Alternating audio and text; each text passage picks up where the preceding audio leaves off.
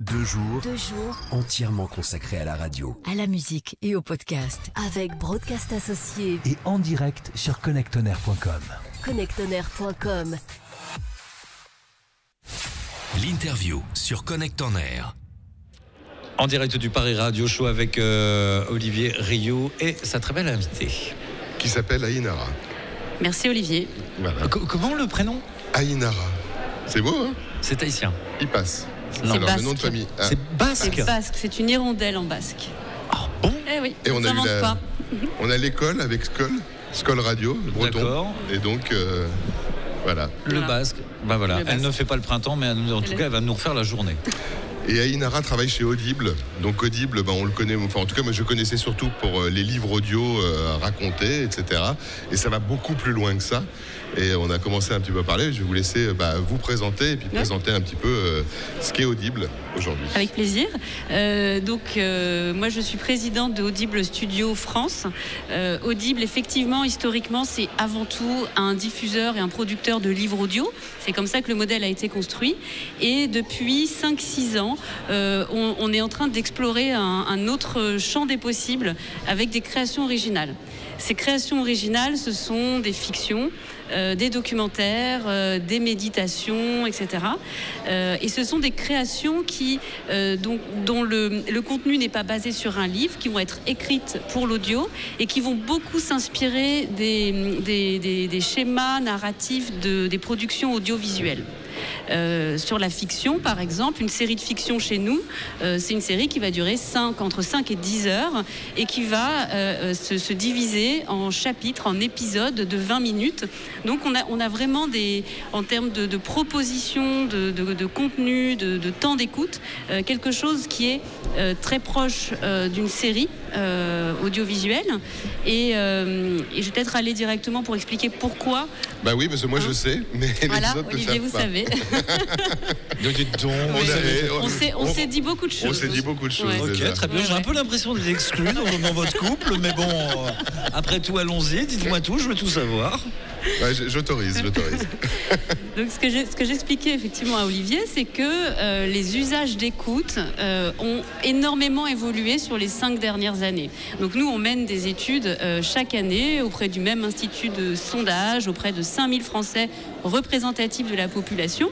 Et on va regarder chaque année comment évoluent les tendances. On a vraiment des marqueurs pour s'assurer de suivre fidèlement les évolutions.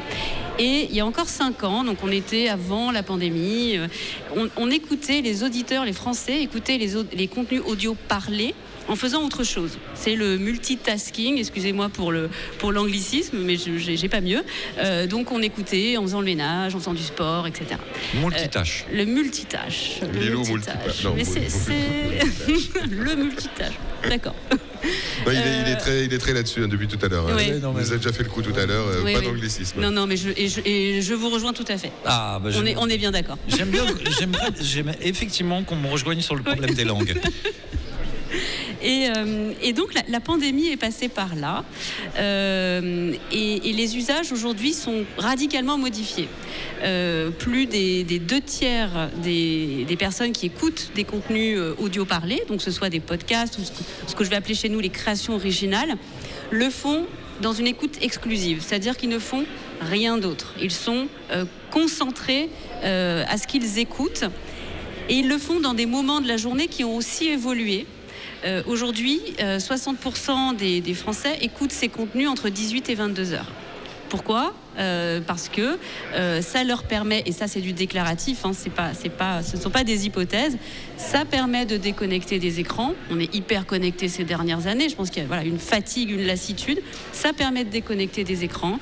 Ça va solliciter l'imaginaire. Ça va permettre de se raconter ses propres histoires et d'être dans un état assez méditatif avant le sommeil. Moi, je pense que c'est pas tout à fait ça la raison. Hein? Je pense que moi, je pense que c'est pas tout à fait ça la raison. C'est les gens, ils ont été contents tout au long de la journée de travailler avec leurs collègues de travail. Une fois arrivés à la maison, ils se retrouvent en face de quoi? De leur femme ou de leur mari. Et pour pas les entendre, ils se disent non, je me mets dans mon bouquin. Non. Et alors? Et c'est là qu'elle sort sa c'est là gueule. que j'ai l'argument choc. Je m'en doutais. Pourquoi je vous ai tendu la Tu vas perche voir, à mon tu vas avis? voir, tu vas voir. Il nous a Allons-y. écoutés. Ouais, mais je pense que Non, c'est pas ça, du ouais. tout. Pas du tout. C'est mon côté sixième sens. J'écoute l'argument. Et l'argument, c'est que ce qui se développe de façon vraiment très très édifiante, c'est l'écoute collective, et notamment l'écoute en couple. Un tiers des personnes qui écoutent ensemble, en couple, sur ce créneau de 18-22 heures. Ça n'existait pas, c'était une pratique qui était quasiment, qui était marginale, parce qu'on la suivait depuis 5 ans dans nos études. C'était vraiment, voilà, c'était marginal, on ne le soulignait pas. Et on a vu cette tendance monter. Aujourd'hui, c'est 36% qui déclarent écouter en couple énorme. avant de se coucher. Donc, une vraie alternative à une série qu'on va regarder ensemble ou à scroller sur son téléphone et regarder des contenus Et sur les réseaux on a sociaux. une idée, parce que là vous faites quand même des contenus qui sont relativement longs, parce que si on parle de séries entre 5 et 10 heures par exemple pour les plus longues, c'est quand même très très long d'écouter à plusieurs un programme aussi, c'est potentiellement 5 jours, si c'est même à 2 heures par jour. Ouais, mais c'est énorme. on n'est pas forcé d'écouter Non, mais- les 10 heures. Chacun peut reprendre un moment, il Oui, regarde. mais bon, tu regardes une série, a priori, si elle te plaît, que tu fais l'épisode 1, tu passes pas au 7. Non, mais ce que je veux dire, c'est J'essaie de que tout tu peux commencer en groupe ou en couple à Non, mais justement, je écouter, voulais et puis après confronter chacun prend son créneau à un moment. Tiens, moi j'ai 2 heures, t'en es rendu où? Moi je suis rendu au 2e épisode, on se rattrape à ce moment-là. Comment on fait pas? Mais la chose qui est un petit peu rigolote, je trouve, c'est que à une ère où on avait du son et on cherche à mettre de l'image sur la radio, là on arrive sur un contenu où avant on avait de l'image avec le livre qu'on lisait, la série qu'on regardait, et là on enlève l'image en fin de compte, et ça marche toujours. Et ça marche, alors c'est un gros travail d'enlever l'image et que ça marche. Sur ces formats, ces fictions, ces documentaires, on doit réinventer des métiers. On en parlait avec Olivier tout à l'heure, des métiers qui existaient. La fiction Mais les radiophonique, conteurs, le bruiteur. le bruiteur. Voilà, moi, je me rappelle de Pierre Bellemare. Avec ses histoires extraordinaires qu'il y avait à une époque, il avait un talent. Mais chez Radio France, il y a toute une partie de gens qui ne travaillaient qu'à faire des fictions parlées. C'était leur métier toute l'année. Il y avait des gens qui faisaient le bruitage, des gens qui faisaient la narration, des comédiens qui venaient jouer la comédie et on crée. Là, on parlait tout à l'heure qu'il y avait même le binaural qui était intégré dans certaines séries chez Audible. Et c'est là où finalement l'image revient. Parce que le fait que le son navigue de façon assez... comment dire, je cherche le mot, mais ça fait bizarre la première fois. On se demande si on sait pas. Quand on va chercher un contenu de ce type, on sait, et des fois on se dit on se laisse emporter par un truc. Et c'est peut-être là aussi où l'image, de recréer de l'image. Tout à fait. Il y a plusieurs effectivement façons de recréer de l'image. Donc il y a la technologie, la production sonore. Nous, on a des programmes qui sont très ambitieux. On va aller faire de la captation sonore sur le terrain. On va faire effectivement du binaural. Donc du binaural, c'est une captation qui permet la spatialisation sonore. Donc on enregistre avec une tête binaurale qui a des oreilles et qui va vraiment retranscrire le son. Ce micro est génial. Je ne sais pas si c'est le Neumann en question. Là, oui. Ouais. Et donc voilà, c'est vraiment une tête. C'est vraiment une tête. C'est vraiment une tête. Et on forme du coup nos auteurs, ou nos comédiens, comédiennes, ou nos autrices à l'écriture et au jeu avec cette technologie, parce que ce ne sont pas des choses qui s'inventent. On va changer de paradigme. Quand on va faire une fiction en binaural, ce qui va se passer, c'est que l'auditeur va être au centre de l'histoire. Donc on ne raconte pas la même chose. En général, quand on lit un livre, le lecteur n'est pas acteur. Donc là, on est quelque part dans une fiction de réalité virtuelle, complètement immergée. Donc effectivement, la production va être un moyen de compenser ou de proposer autre chose, ou de fabriquer son image. Ça doit être flippant par moment quand même. Et après, tu mets les métaverses là-dedans, tu te retrouves dans un monde virtuel et tu as cet audio-là, et là, finalement, tu changes de vie. Ouais, pendant 10 heures, tu es acteur de ce programme. Mais effectivement, mais dans ces cas-là, tu es acteur dans le programme, excuse-moi, mais je préfère être acteur dans 50 nuances degrés que dans Amityville. Ah bah après, c'est ton Tout choix. est possible. Je veux dire, c'est... Parce que là, pour le coup, tu flippes si tu as l'ambiance. Il y a des gens qui adorent ça marche particulièrement bien sur le récit horrifique, en fait. C'est effectivement, si on aime se faire peur, là, jouer uniquement sur le son et donc vraiment avec énormément de nuances et de subtilité, c'est encore pire de s'imaginer le monstre ou l'horreur que de le voir. Dans un film, c'est pareil, on a peur jusqu'au moment où on découvre l'horreur. Donc là, comme tout se construit dans la tête, sur les récits horrifiques, c'est encore plus percutant. Et la dernière création originale qu'on a faite, c'est avec un YouTuber franco-japonais, Louis San, qui raconte justement des faits horrifiques qui se sont produits au Japon et qu'on a produit en binaural. Donc on est immergé au Japon.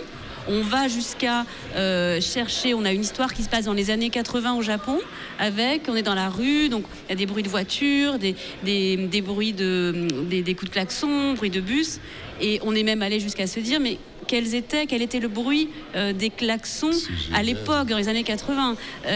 Donc ça, voilà, je parlais d'artisanat tout à l'heure, c'est des choses, voilà, c'est de l'orfèvrerie quasiment.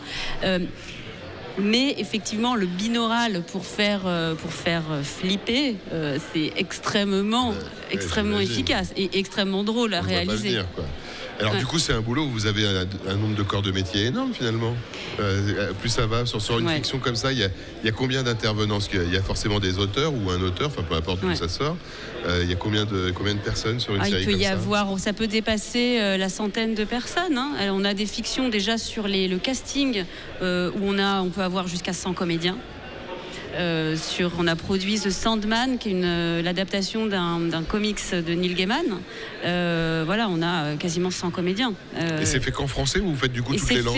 Alors ça c'est en plusieurs langues. C'est en plusieurs langues, et puis parfois c'est que en français. Ça s'exporte, ça peut partir de France. Et ça peut être traduit après pour d'autres pays en fonction du succès? Oui, le prochain qu'on sort qui est produit avec Paradiso, Wild Whisper, avec Bérénice Bejo, avec Béatrice Dalle, avec Dominique Pinon.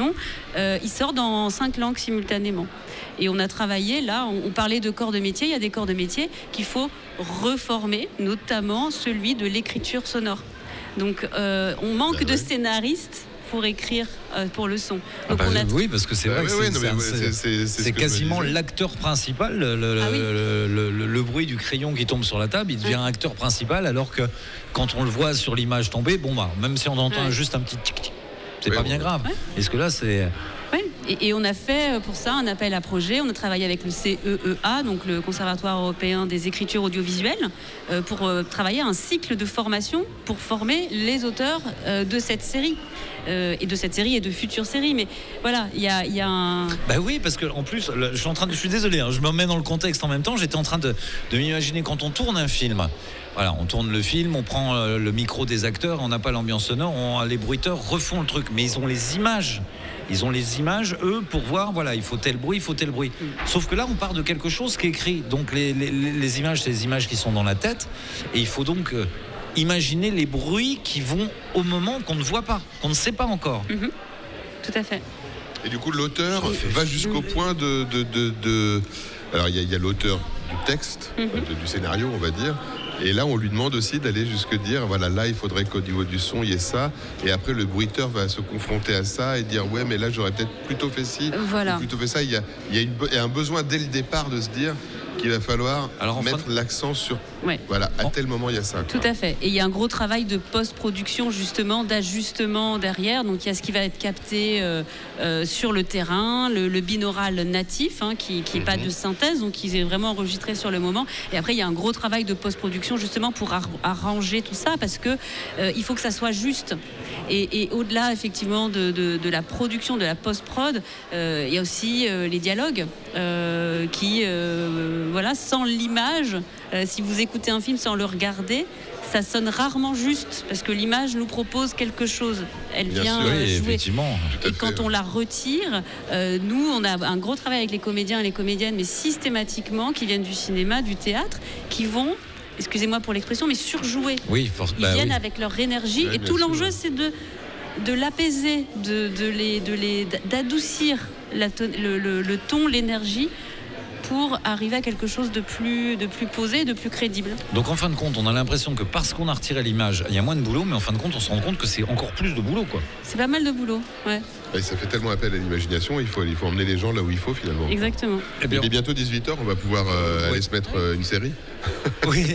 On va tomber dans l'horaire. Oui, on va écouter une série tous les trois. Voilà. Hein, on est entre 18 et 22. Ça y est, on est parti. Voilà, moi, je suis parti, moi. Il est parti. Ça y est, la soirée est calée. Ça y est, il veut qu'on fasse des trucs tous les trois. Je ne comprends plus ce garçon. On écoute une série, ce garçon me fait peur. C'est bon, arrêtez. Bon, en tout cas, merci d'être venu nous parler de Audible et de nous avoir donné envie. Moi, je sais que c'est juste dernièrement un truc tout bizarre. Je voulais arrêter de fumer. J'ai pris un truc.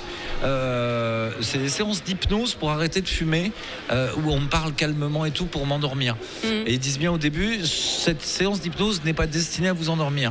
Alors je fume toujours, mais par contre, qu'est-ce que je dors bien. Vous dormez super bien.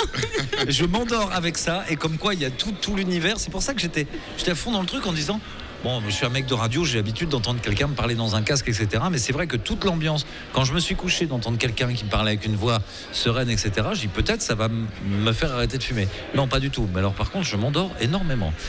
Merci en tout cas. C'est déjà Merci bien. Inara. Merci beaucoup. Paris Radio Show. Audio, Musique, podcast.